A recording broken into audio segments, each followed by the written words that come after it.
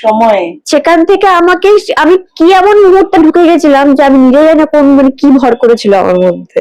মানে আমি এত রাধাকৃষ্ণকে মানি, আমি যখন ওটা করেছি আমি আমার মালার ব্যাগটা জড়িয়ে ধরে শুয়েছিলাম, মানে স্লিপিং পিল খেয়ে মালার ব্যাগটা জড়িয়ে শুয়েছিলাম। স্টোরি দিয়েছিলাম যে সবাই বলছে কথা বলুন, কিন্তু কথাটা কার সাথে বলবো সেটা বলছে না। আর একটা ব্যাপার হলো যে সবাই সবার সঙ্গে কথা বলতে চায় না, আমার ধরো তোমার সাথে কথা বলতে ইচ্ছা করছে, আমাকে অন্য জিনিসে কথা বলতে আমার ভালো লাগবে না কথা বলতে, আমি শেয়ার করতে পারবো না, তার কাছে ওপেন আপ হতে আমি পারবো না।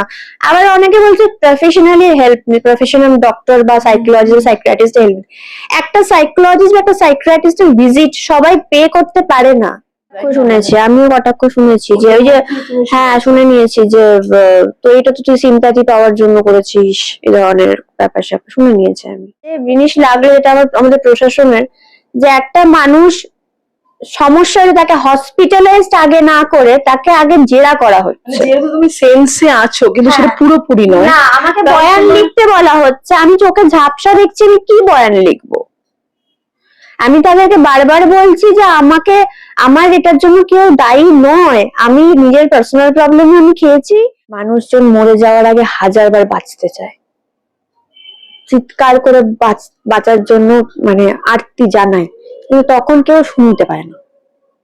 যখন অ্যাক্সিডেন্টটা ঘটে যায় তখন সবাই ফটো পোস্ট করে, আহারে আমাকে আমাকে ফোন করতে পারতিস, আমাকে কথা বলতে পারতিস।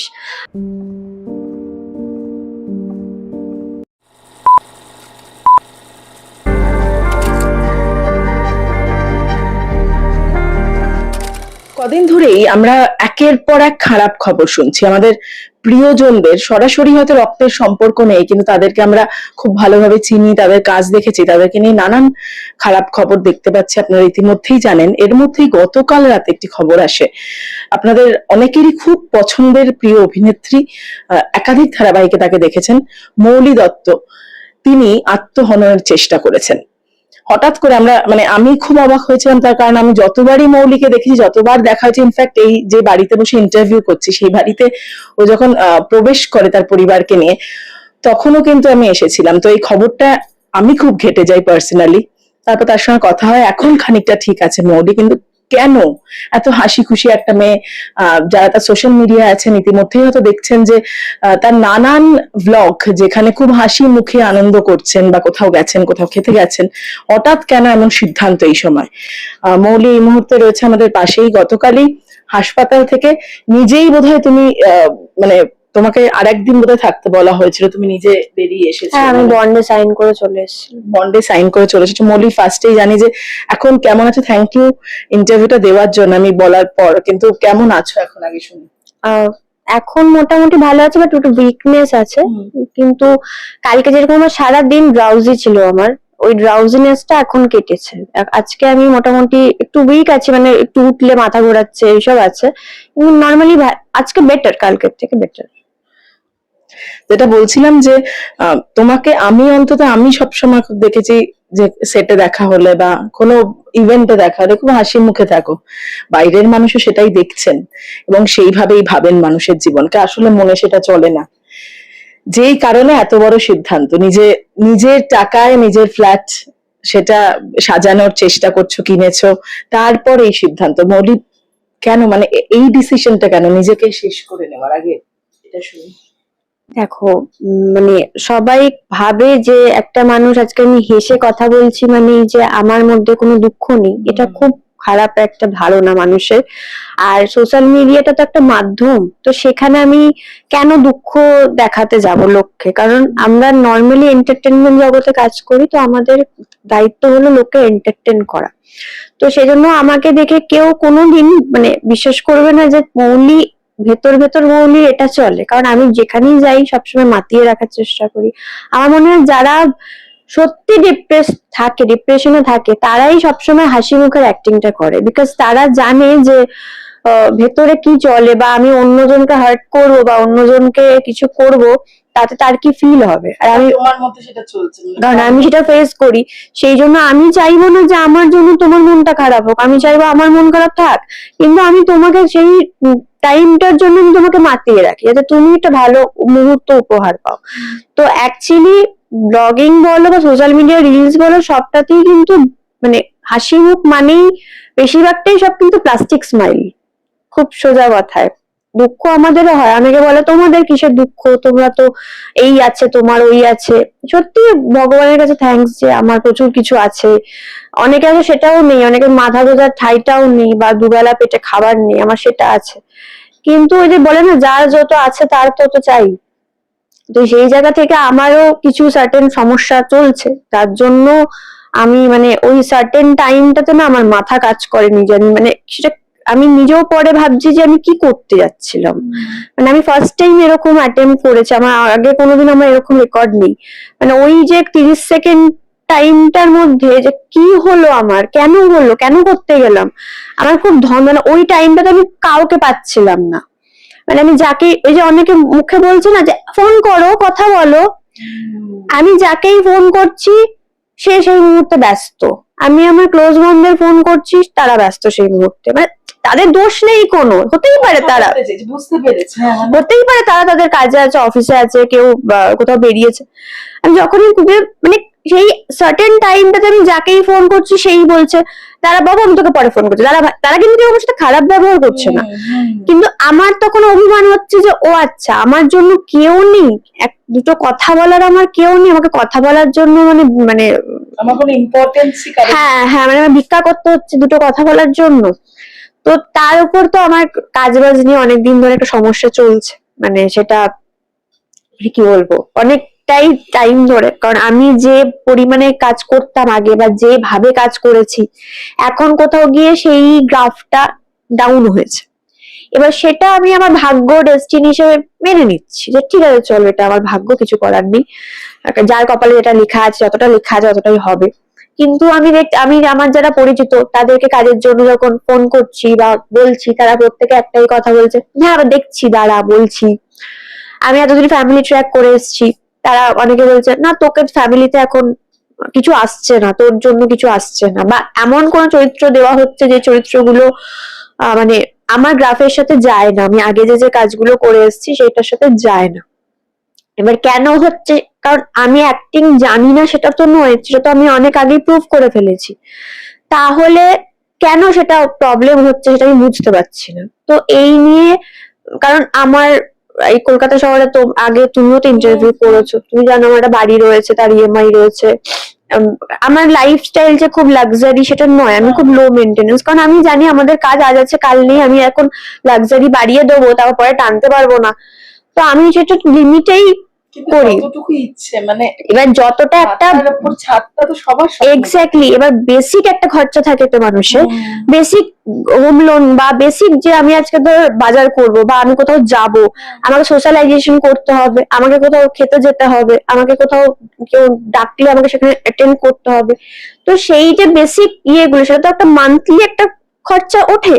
তো সেইটা যদি তোমার হাফ ওঠে, তোমার ধরো মান্থলি এক্সপেন্স 25,000 টাকা, তোমার উঠছে 10,000 টাকা, তুমি বাকি 15,000 টাকাটা কোথা থেকে কামাবে? আইদার তোমাকে কোনো ভুল পথে গিয়ে কামাতে হবে, আইদার তোমার সেভিংস থেকে করতে হবে। সেভিংস একটা মানুষের কত থাকতে পারে, ওই যে মানে বলে না বসে খেলে তো সমুদ্রের জলও হাজার হালো ইয়ে হয়ে যায়, তো তুমি কত সেভিংস থেকে বের করবে? আর একটা সময়ের পর সবসময় বাবা মায়ের কাছে তো হাত পাতা যায় না, যে বাবা তাও তো আমার বাড়ির লোক সেদিক থেকে তো সাপোর্টিভ, আমার যখনই যে মাসে ডেট থাকে না ধরো আমার টাকার দরকার হলে বাবাকে বলি বাবা আমাকে টাকা পাঠাও, বাবার সাথে সাথে বাবা হোক মা হোক টাকা পাঠিয়ে দেয়, কিন্তু সেটাও তো আমার কোথাও গিয়ে লজ্জা লাগে।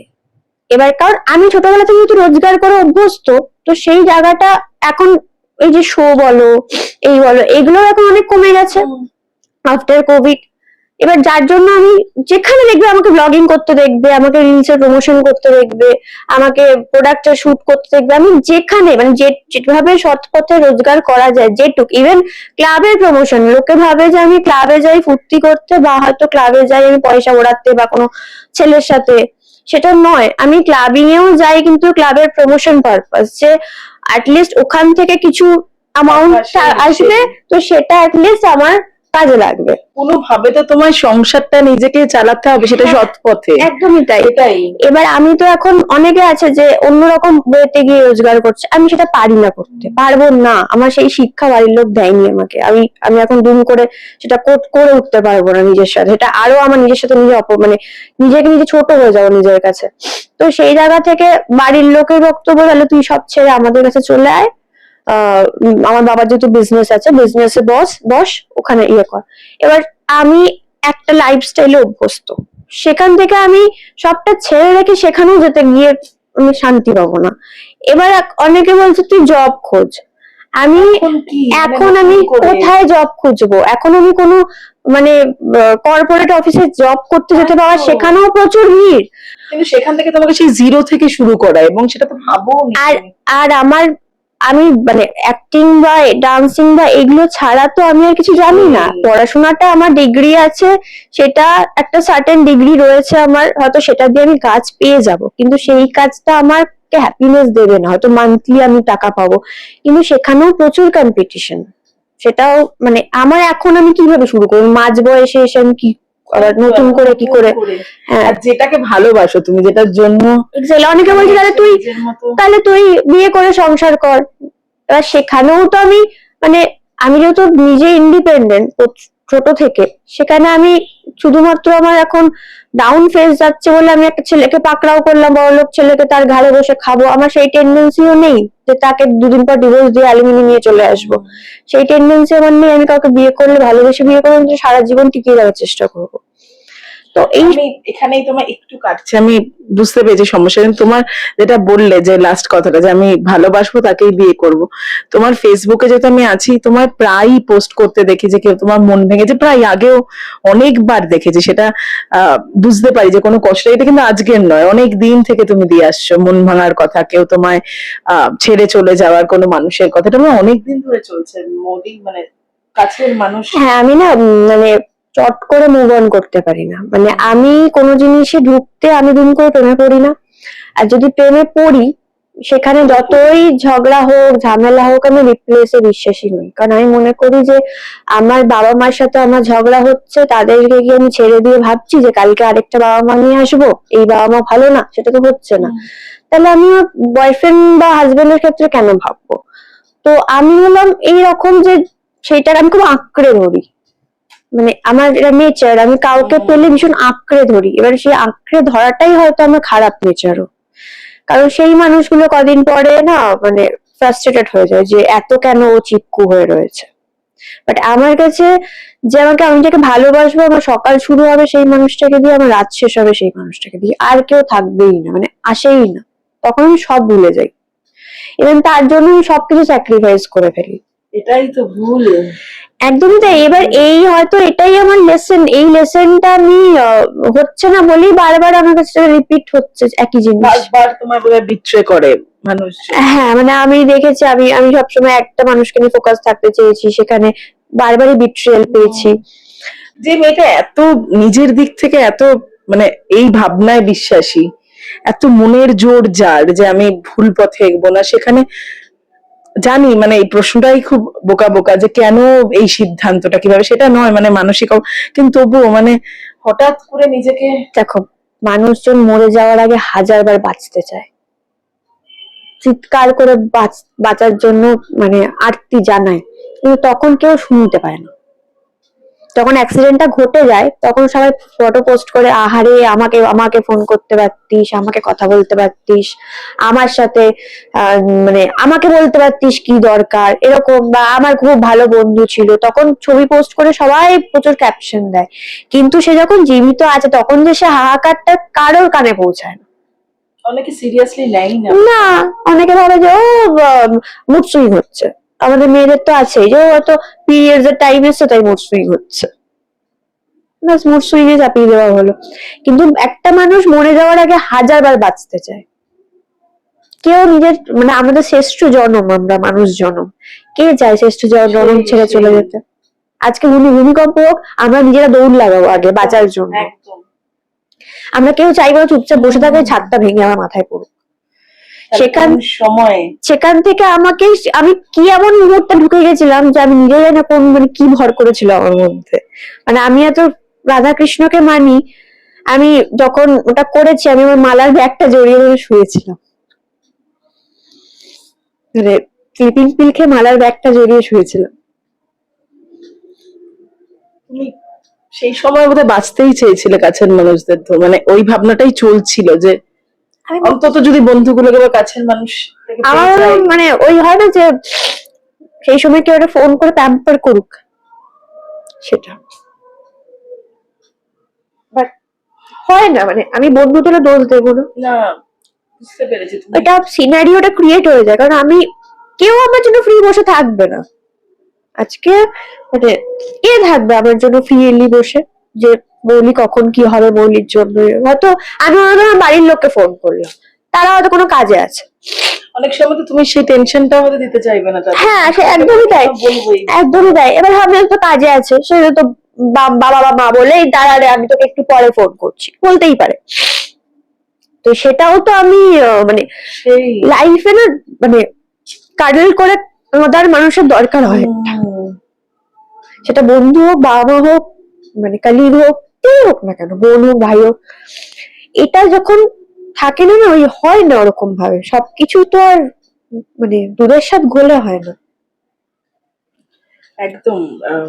কিন্তু এই কিছু শিক্ষাত জীবন মানে এইটা বলতে পারি আমি, ঘটনাটা শুনবো কি হয়েছিল তোমার থেকে, কিন্তু একটা কথা মৌলি, দ্বিতীয়বার সুযোগ জীবন সবাইকে দেয় না, এটাও তো সত্যি। মানে এটা বুঝতে পারছো? তার মানে তোমার অনেক কিছু করার কিন্তু এখনো বাকি আছে, নিজেকেই দেওয়ার বাকি, এই সমাজটাকে দেওয়ার বাকি, এটা তো তুমি বুঝতে পারছো? মানে ওই রাখে ওরই মারে কে কথা, সেটার চেয়েও তোমার অনেক কিছু করার এখন বাকি। একটু আগে হাসতে হাসতে বলছিলে যে যদি আরো ওষুধ থাকতো স্ট্রিপে পাতায়, তাহলে বোধহয় টেকনিশিয়ানে থাকতাম। এই কথা তুমি হাসতে হাসতে বললে, কিন্তু এটা কিন্তু ভয়ঙ্কর কথা মৌলি। এটা হ্যাঁ, তোমার সাথে তাহলে টেকনিশিয়ানে দেখা হতো যদি আমার ফুল স্ট্রিপ ওষুধটা থাকতো, কারণ আমি নিজে ডিপ্রেশনের পেশেন্ট, আমি অনেকদিন ধরে, আমার ব্রেকআপের পর থেকে।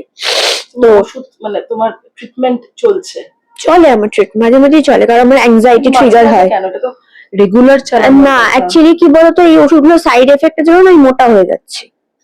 ডাক্তারকে দেখিয়ে কি বন্ধ? ডাক্তার তো কন্টিনিউ করতে বলে, এবার কন্টিনিউ করলে এটা হয় যে আমি সাইড এফেক্টের জন্য মোটা হচ্ছি খুব বাজে ভাবে, সেটা কন্ট্রোল হচ্ছে না। আমি কিন্তু নর্মালি মোটার ধাত আমার নেই কোনো দিনে, বাট আমি এখন অনেক মোটা হয়েছে আগের থেকে। তো এবার সেটা ওই ডিপ্রেশনের ওষুধের জন্য। এইবার ধরো সব ওষুধটাও তো ভালো না, আমাকে নিজেকেও তো ঠিক রাখতে হবে। তো সেই জায়গা থেকে আমি মাঝে মাঝে যখন দেখি আমি হ্যাপি আছি বন্ধুদের সাথে, তখন আমি অফ করে দিই। কিন্তু আমার কিছু সময় না ট্রিগার করে ওই পুরোনো মোমেন্ট বা পুরোনো কিছু, এত কিছু ভিডিও দেখলাম, আর আমি না চট করে না মানে হিল হই না। এবার এক একটা ব্যথা জমা হতে হতে হতে হতে না আমার মানে মেমোরি ব্লক হয়ে যায়, সেরকম আমার মনটা ব্লক হয়ে আছে। এবার সেখানে আমার যেহেতু কোনো নিজের মানুষ নেই আমার, তো অনেকের অনেক নিউজ পোর্টালে মানে ফেক নিউজ এসছে যে আমার নাকি বয়ফ্রেন্ড প্রতারণা করেছে। আমার বয়ফ্রেন্ড নিয়েই তো প্রতারণা কোথা থেকে করবে, মানে সেটা চলে গেছে কবে। হ্যাঁ, তো কিন্তু কষ্টগুলো তো কেউ ভোলে না। তো সেরকম সবকিছু নিয়ে আজকে আমার কোনো বন্ধুর উপরে অভিমান হতে পারে যে ও আচ্ছা তুই তো আমার ভালো বন্ধু, তুই ফোনটা ধরলি না, সে হয়তো সত্যি কাজে ব্যস্ত, বাট আমার মনে হচ্ছে না তুই আমার ফোনটা ধরলি না, ঠিক আছে।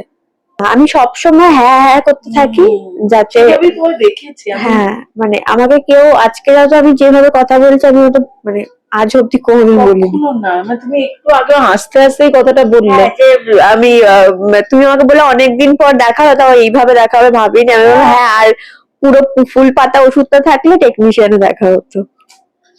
মানে হাসির কথা নয় একেবারেই, কিন্তু মানে কি ঘটেছিল সেদিন যদি একটু বলো। মানে পুলিশও এসেছিল আমি শুনলাম বাড়িতে, তুমি না হলে সেই সময়। হ্যাঁ, আমার পুলিশ, আমার বন্ধুরা পুলিশ নিয়ে এসেছিল। তো কারণ ওরা বেসিক্যালি একটা হয় না যে ভয় পাচ্ছিল, যে জানিয়েছিলে তাদের? আমি একটা ভিডিও পাঠিয়েছিলাম তাদেরকে যে আমি ওষুধটা খেয়েছি।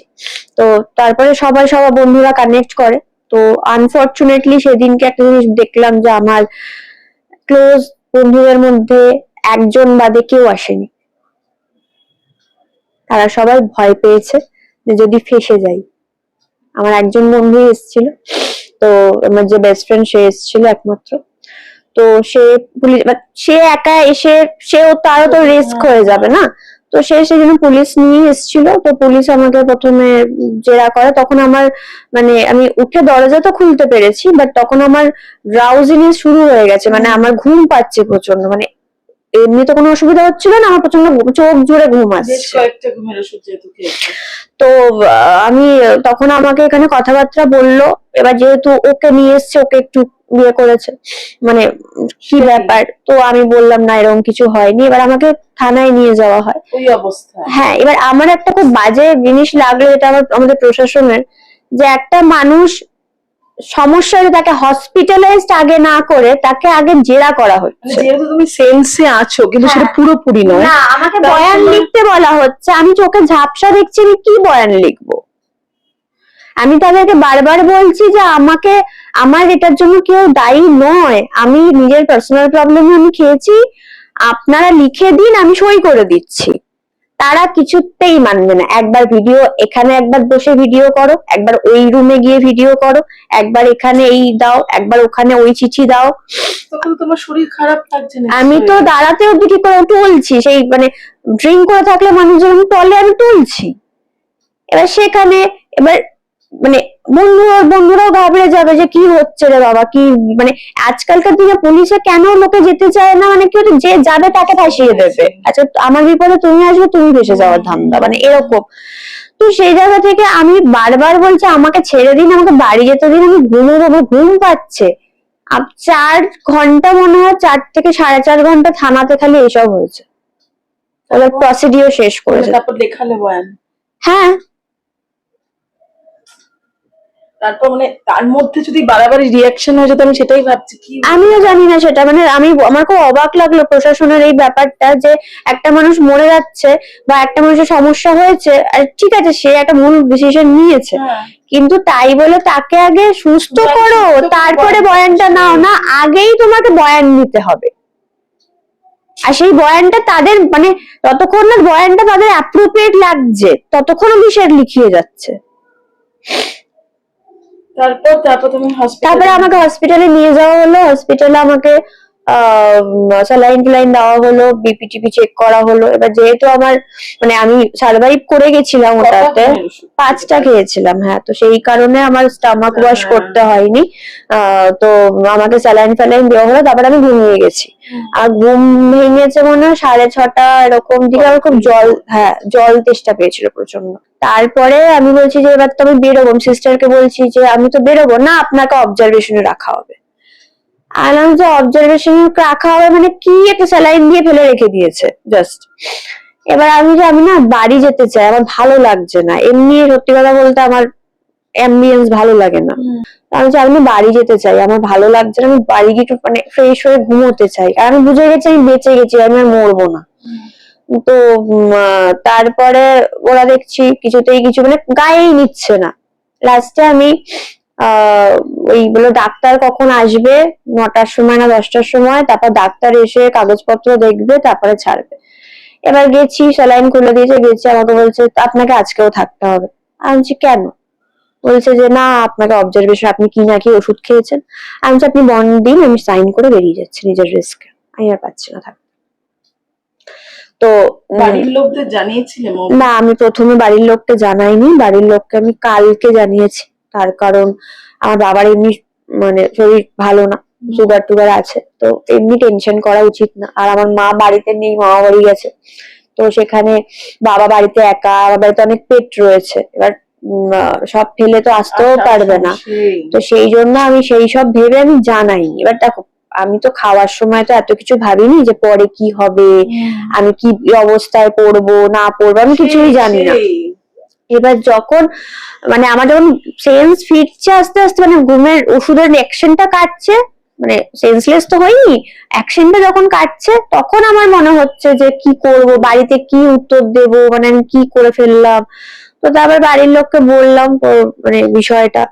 তো তারপরে তো বাড়ির লোক বললো যে তারা আসবে, বা আমাকে বলছে তুই চলে, আমার ভাইরা আমাকে ফোন করে, মানে কাজিনরা ফোন করে বলছে আমরা কি তোকে নিয়ে আসবো। আমি বললাম দাঁড়া আমাকে একটু স্থিতি হতে দে, আমি মানে আমার এখনো মানে হাত পা কাঁপছে। তো সেখানে আমি একটুখানি দুর্বল তো শরীর। হ্যাঁ আমার অনেকটা ট্রাভেল করতে হয় তো, তো আমি একটুখানি স্টেবল হই দেন আমি বাড়ি যাচ্ছি, বা তোরা আয় আমার অসুবিধা নেই, একটু স্টেবল হতে দে আমাকে। তো এটাই ঘটনাটা। ওখানে কি কিছুদিন সময় কাটিয়ে আসো, কিন্তু একটা কথা বলার যেটা বলছিল যে যখন সেন্স ফিচ দাও আমি যে কি করলাম আমি, এটা অনেকের ক্ষেত্রেই বলার, তাই না মৌলি? যে অনেকেই ভাবতে পারেন যে এই ফিরে আসার পর, যারা এরকম ঘটনা ঘটানোর পর মানে ফিরে আসেন বেঁচে, তাদেরকে অনেক সময় নানাভাবে কটাক্ষ করা হয় যে বুঝেই এটা করা। অনেকের ক্ষেত্রে আমরা দেখেওছি সম্প্রতি, কিন্তু চলে গেলে হয়তো অনেক মানুষ অনেক কথা বলতেন। বেঁচে থাকলে আমার মনে হয় যারা বেঁচে আছেন বা দ্বিতীয়বার সুযোগ পাচ্ছেন তাদেরকে অন্তত একটু ঘিরে রাখুন, ভালোবাসায় আমিও রাখুন। কটাক্ষ শুনেছি, আমিও কটাক্ষ শুনেছি যে ওই যে হ্যাঁ শুনে নিয়েছি যে তো এটা তো তুই সিম্প্যাথি পাওয়ার জন্য করেছিস, এই ধরনের ব্যাপার স্যাপার শুনে নিয়েছি আমি। এত বড় রিস্ক পুলিশের জড়ানো, এটা কেউ ইচ্ছে করে আমার মনে হয় না করে, মানে কেউ সিম্প্যাথি পাওয়ার জন্য এতটা করবে।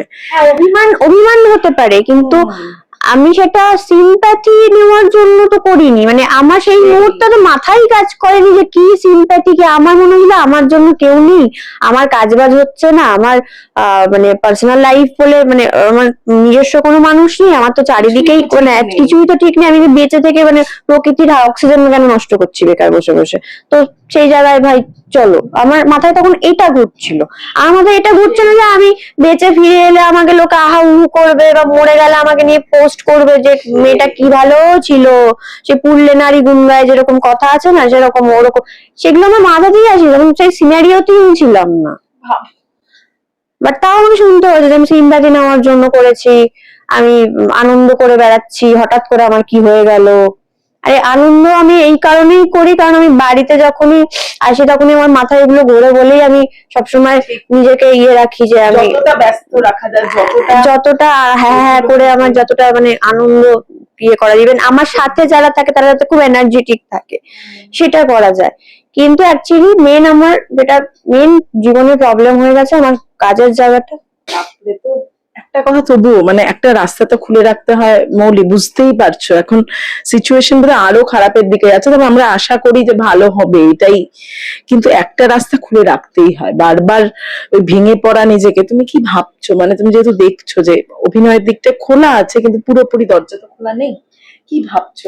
তবে ছোটবেলা থেকে এই প্রফেশনে স্ট্রাগল করে আজকে এই জায়গায় এসেছি, তো আমার কাছে নতুন কোনো ওয়ে নেই, সেকেন্ড অপশন নেই। কিন্তু আর কোথায় যাব আমি, কারণ আমি তো সেই ক্লাস 8 থেকে সিরিয়াল করি, মানে আমার জীবনের অর্ধেকটা মানে আমি দিয়ে দিয়েছি। তোমার কি প্রফুল্ল সেই রূপসী বাংলায় হতো, সেকেন্ড লিড ছিলাম আমি।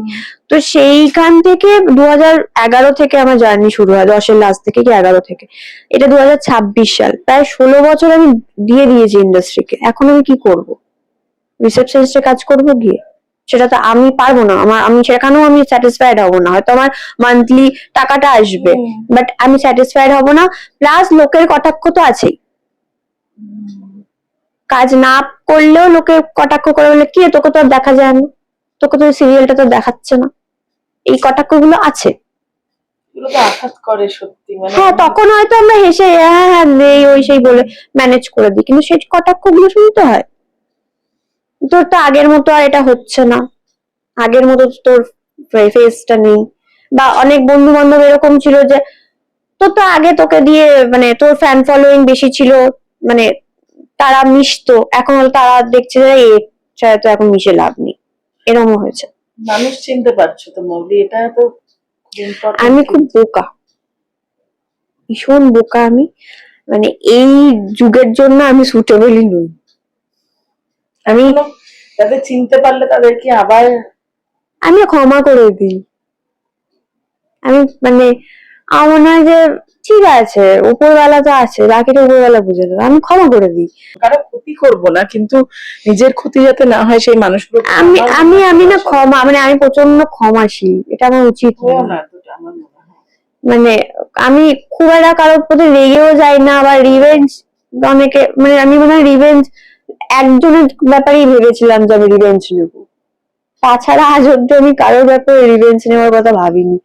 তো আমার মনে হয় যে আমি এই যুগের জন্য ফিট নই, আমাকে আর আগের যুগে জন্মানো উচিত ছিল।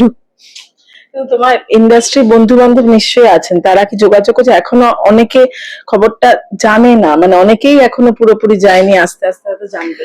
না, আমার ফেসবুকে সামহাও একটা নিউজ আজকে সকালবেলা ভাইরাল হয়েছে, সেটা জন্য আমাকে আমার যারা ক্লোজ বন্ধু বান্ধব বান্ধবী যারা আছে তারা মোটামুটি যারা আসতে পারেনি ফোনে যোগাযোগ রেখেছে। আমার এক বান্ধবী অদিতি, সে এসেছিল কালকে দেখা করতে। আমার বন্ধুরা এরকম টুকটাক যে তুই খাসনি খাবার পাঠানো করা, সেগুলো মানে যার যতটা করার সেটা করেছে। সেটা আবার কিছু জনের কাছ থেকে একটু মানে এক্সপেক্টেড ছিল না, অথচ কিছু কথাবার্তা এমন শুনলাম যেগুলো শুনে একটু হার্টি হলাম যে আচ্ছা এরকম ব্যাপার, যেটা বললাম তোমাকে সিম্প্যাথি ব্যাপার। তো বা যারা আসেনি সেদিনকে রাতে যখন সবাইকে মরিয়া হয়ে ফোন করা হচ্ছিল যে একটা মেয়ের বাড়িতে যাওয়া হবে, অ্যাটলিস্ট একটা মেয়ে বান্ধবী থাকলে ভালো হতো, তখন যারা বিভিন্ন কজ দেখিয়েছে তাদের কথাটাও ভাবছি যে আচ্ছা ঠিক আছে, হয় তাদের হয়তো কোনো সমস্যা ছিল, হয়তো সেই জন্যই হয়তো আসেনি। কারণ সবাই তো রাতের বেলা বাড়ি থেকে বেরোনোটা একটা চাপ, সেটা হয়তো সেই জন্য আসতে পারেনি, মানে আমি পজিটিভ ওয়েতেই ভাবছি। তো আর ওদিকে তোমার এইগুলো মানুষ সবাইকে নিয়ে পজিটিভ ভাবো, নিজেকে নিয়ে তো পজিটিভ ভাবাটা উচিত। নিজেকে নিয়ে পজিটিভ ভাবতে ভাবতে আমি ফেড আপ হয়ে গেছি, আমি জাস্ট ফেড আপ। ভাবতে হবে আমার এখন বেঁচে থাকার আর কিছু মানে আমি খুঁজেই পাচ্ছি না। তুমি নিজে কি বললো, মানে 2 বছর পর 1 বছর পর একটা দারুণ কাজ আসবে না মৌলি, তুমি কি করে ভাবছো? আসে তো আশায় বাকি চাষা হয়ে গেল। তৈরি করতে হবে তাই না, নিজেকে আরো তৈরি করলে একটা দারুণ কাজ। সেটা তো ওই আশায় বাঁচে চাষার মতো ব্যাপার হয়ে গেল। এটাই তো জীবন, আশাটাই তো আমাদের কাছে জীবন, তাই না, যে আমরা আশা করে যাবো। এটাই ছোটবেলা থেকে স্ট্রাগল করছি তো, একদম ক্লাস 3 থেকে। তো ক্লাস 3 বাচ্চা থেকে আজকে এই বয়সে এসেও যখন স্ট্রাগলটা কন্টিনিউ করতে হচ্ছে না, আর এগোনোর ইচ্ছাটা হচ্ছে না, মনে হচ্ছে থেমে গিয়ে বসে পড়ি, মানে জীবন থেকে ফেড আপ হয়ে গেছি। ফেলিওর থেকে আমরা শিক্ষা নিই মৌলি, এবং নতুন একটা সূর্য দেখে আমরা শাহরুখ খানের জীবনেও দেখেছি। আমার খুব ভালো লাগে যে 7 বছর কোন ছবি পরপর 7টা ফ্লপ এরকম দেখেছি, তারপরে মানুষটা ঘুরে দাঁড়িয়েছেন। এগুলোই বোধহয় আবার ঘুরে দাঁড়াবে, তাই না মৌলি? সেটাও দেখো, এবং ফ্যামিলি আছেন। হ্যাঁ দেখো, আমার হোপ যে নেই সেটা নয়, যে হোপ একটা আছে যে আমি ভালো চরিত্র পাবো, আবার আগের মতো ভাবে ফিরবো, কিন্তু ওই সার্টেন টাইমটা খুব ডিফিকাল্ট কাটানো। আর সেখানে যদি তোমার নিজের কোনো মানে শেয়ার করার মানুষ না থাকে তাহলে আরো ডিফিকাল্ট হয়ে যায়। এবার এটা ওই যে সোশ্যাল মিডিয়াতে খুব, আমি একটা স্টোরি দিয়েছিলাম যে সবাই বলছে কথা বলুন, কিন্তু কথাটা কার সাথে বলবো সেটা বলছে না। আর একটা ব্যাপার হলো যে সবাই কথা বলতে চায় না, আমার ধরো তোমার সাথে কথা বলতে ইচ্ছা করছে, আমাকে অন্য একজনের সাথে কথা বলতে আমার ভালো লাগবে না কথা বলতে, আমি শেয়ার করতে পারবো না, তার কাছে ওপেন আপ হতে আমি পারবো না। আবার অনেকে বলছে প্রফেশনালি হেল্প নি, প্রফেশনাল ডক্টর বা সাইকোলজিস্ট সাইকিয়াট্রিস্ট হেল্প। একটা সাইকোলজিস্ট বা একটা সাইকিয়াট্রিস্টের ভিজিট সবাই পে করতে পারে না, তাদের ভিজিট গুলো একবার তারা দেখছে। একটা মধ্যবিত্ত ফ্যামিলির মেয়ের যদি বা ছেলের যদি সাইকোলজিক্যাল সেশনের 1200 টাকা, 1500 টাকা, 2000 টাকা একটা সেশনের ফিজ, আমি যে ডক্টরকে দেখাই তার ভিজিট 1500 টাকা। সম্ভব নয় মধ্যবিত্ত ফ্যামিলির কাছে গিয়ে 1500 টাকা দিয়ে প্রত্যেকবার গিয়ে নেওয়া। খুব গুরুত্বপূর্ণ একটা কথা এটা, একদম সবাই মুখে বলে দিচ্ছে সাইকোলজিস্টের সাথে যোগাযোগ করো, সাইকিয়াট্রিস্ট দেখাও, ভিজিটটা কোথা থেকে আসবে? তারা তো 500 টাকা ভিজিটে দেখেন না। নর্মাল ডাক্তার তাও 800 টাকায় পাওয়া যায়, 700 টাকায় পাওয়া যায়, এরা তো হাই ফাই হেকে বসে থাকে, কি করে দেখাবে? তুমি আজকে পারবে প্রত্যেক মাসে তুমি 1500 টাকা 2000 টাকা দিয়ে কাউন্সিলিং নিতে 7 দিন 10 দিন পর পর? এগুলো তো বড় লোকদের জন্য। সেটাই তো বলা হতো যে মনের রোগটা আসলে বড় লোকেদের রোগ, মধ্যবিত্তদের রোগ নয়। তাই জন্য আর কোনো উপায় থাকে না অনেকের কাছে না, কিন্তু লোকে জ্ঞান সবাই দিতে পারে, সোশ্যাল মিডিয়া লিখে দিল, সাইকিয়াট্রিস্টের দেখা কমেন্টে লিখে দিল, ডাক্তারের হেল্প না উচিত ছিল, ডাক্তারের ভিজিটটা উনি পে করবেন? যদি পে করাটাই কারোর সমস্যা হয় তাহলে কি করবে? তোমার তো এটাও ভাবা, তুমি যেটা বললে যে বাড়ির ইএমআই আছে, সংসার চালানো আছে, সঙ্গে আবার চিকিৎসকের খরচ হয় না। যে কোনো, আজকে আমি বলছি না, যে কোনো মধ্যবিত্ত ফ্যামিলি বা নিম্নবিত্ত ফ্যামিলি তাদের পক্ষে সম্ভব না। পিছিয়েও আসেন। হ্যাঁ, তাদের ভিজিট আমি ডাক্তারদের কাছে যদি তোমার ভিডিও কোনো ডাক্তার দেখে থাকে, আমি প্লিজ অনুরোধ করবো আপনারা ভিজিটটা কমান। একদম সত্যি। মানে আপনারা যে পরিমাণ, হয়তো আপনারা অনেক কষ্ট করে পড়াশোনা করেছেন, কষ্ট করে হয়তো ওই জায়গাটা অ্যাচিভ করেছেন, কিন্তু আপনারা তো সেবা করতেই এসেছেন আলটিমেট মানুষের। তো সেই জায়গা থেকে একটু কনসিডার করুন, সবার পক্ষে সম্ভব নয়। মানে মধ্যবিত্ত, নিম্ন মধ্যবিত্ত, মানে বিত্ত পরিবারের ক্ষেত্রে সত্যি অ্যাফোর্ড করা সম্ভব খুব নয়। কঠিন। সেখানে এটা বড় লোকদের জন্য ঠিক আছে, 1,500 টাকা ভিজিট দিয়ে আমি দেখিয়ে আসবো, কি 2,000 টাকা ভিজিট দিয়ে দেখিয়ে আসবো, সম্ভব নয় মধ্যবিত্তদের জন্য। তাই ওই ইয়ে করে লাভ নেই। ঠিক ঠিক মৌলি, এটা একদম। যাই হোক মৌলি, অনেকগুলো কথা বললে, খুব গুরুত্বপূর্ণ কথা। তাদের সত্যিকার যাকে ফোন করব, যাকে চাই, যার সঙ্গে কথা বলবো, তাকে যদি ফোনে না পাই, এটা খুব গুরুত্ব। কদিন ধরেই এই আলোচনাটা হচ্ছে, কদিন ধরেই আমরা নানান খবর পাচ্ছি, আর অনেক খবর আছে যা কিন্তু আমরা পাই না। এরকম ভাবে চলে যান বহু মানুষই। সচেতন অবশ্যই হওয়া উচিত, কিন্তু মৌলি লড়াই আমাদের করতেই হবে। আর নতুন করে মৌলি নিশ্চয়ই লড়াই করা শুরু করবে, আমি আশা করি। একদম। আবার নিশ্চয়ই কথা বলা শুরু করবে মৌলি। সে তো ডেফিনেটলি তো বলতেই হবে, কারণ মানে টিকে থাকার লড়াই। ঠিক ঠিক, এটাই আমাদের জীবনের লড়াই। যাই হোক, ভালো থাকো, সুস্থ থাকো, এবং বাড়ি থেকে ঘুরে আসো। হ্যাঁ হ্যাঁ, যাবো। দর্শকদের কি বলবে শেষে? মানে অনেকগুলো খুব গুরুত্বপূর্ণ কথা বলে, কিন্তু পজিটিভিটি দিয়ে শেষ করি, যেমন ভাবে আমরা মৌলিকে দেখি সবসময়। দর্শকদের এটাই বলবো যে মানে কাছের মানুষগুলোকে হারিয়ে যেতে দিও না, কাছের মানুষ খুব দরকার হয়। আর এই মুহূর্তগুলোতে আমিও সেম কথাই বলবো যে কথা বলো, কিন্তু কথা বলার লোক হয়তো পাওয়া যায় না সেই মুহূর্তে, কিন্তু মানে নিজেকে চেষ্টা করো আনন্দে রাখার, ভুল পদক্ষেপ না না। আমি নিজে নিয়ে অন্যদের তো আর বলতে পারি না, আমি নিয়েছি তুমিও নাও। তো এটা বলবো যে সবসময় ভালো থাকো, হাসি খুশি থাকো। ভুল আমরা সকলেই করি, মানুষ মাত্রই ভুল হয়। সেখান থেকে শিক্ষা নেওয়াটাই আসল। মৌলি সেটা নিয়েছে, আমরাও অনেকে নেই যারা এই সিদ্ধান্ত অনেক সময় নিয়ে ফেলেছি বা নেওয়ার কথা ভাবছি। যাই হোক মৌলি, খুব ভালো থাকো, নতুন কাজ নিয়ে এবার ইন্টারভিউ হোক। কেমন? All the best. আমার নিজেকে all the best, finger cross. আমিও চাই মৌলি ইন্টারভিউ নতুন কাজ নিয়ে হোক। Thank you Mouli.